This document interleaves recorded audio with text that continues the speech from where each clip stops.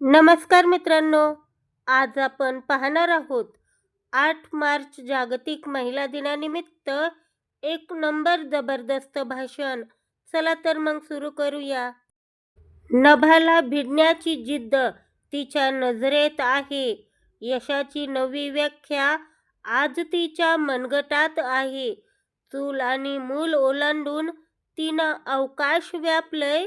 जगाच्या पाठीवर तिनं स्वतःचं वेगळं साम्राज्य थाटलंय. जगाच्या पाठीवर तिने स्वतःचं वेगळं साम्राज्य थाटलंय.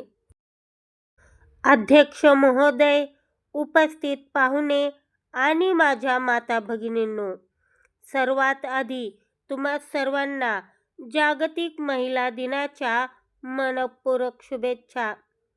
जिच्या हाती पाळण्याची दोरी ती जगाला उद्धारी, असं आपण वर्षानुवर्ष ऐकत आलो आहोत.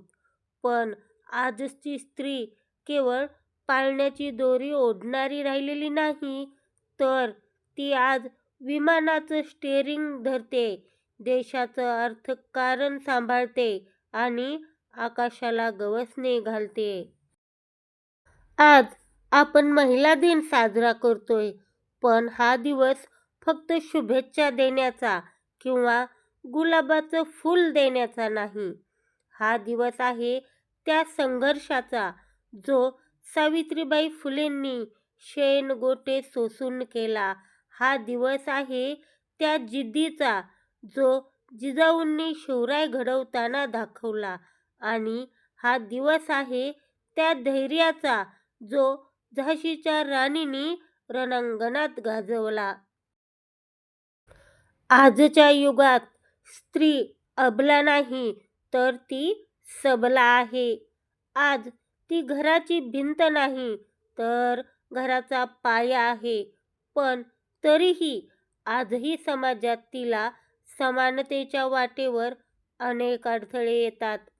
खरं सांगायचं तर स्त्रीला सन्मान देण्यासाठी एका ठराविक दिवसाची गरज नसावी. ज्या दिवशी तिला समाजात वावरताना भीती वाटणार नाही, ज्या दिवशी तिच्या कर्तृत्वाला कुणीही मर्यादा घालणार नाही, तोच खरा महिला दिन असेल. शेवटी जाता जाता एवढंच म्हणेन, तिला नको कोणाची दया, नको कोणाचे उपकार. स्वतःच्या कष्टाने शोधती ती यशाचा नवा आधार. स्त्री म्हणजे केवळ शरीर नाही, ती आहे एक स्वाभिमान. चला मिळून करूया तिचा मनापासून सन्मान. चला मिळून करूया तिचा मनापासून सन्मान. स्त्रीचा आदर करा, तिला संधी द्या आणि तिच्या पंखांना बळ द्या.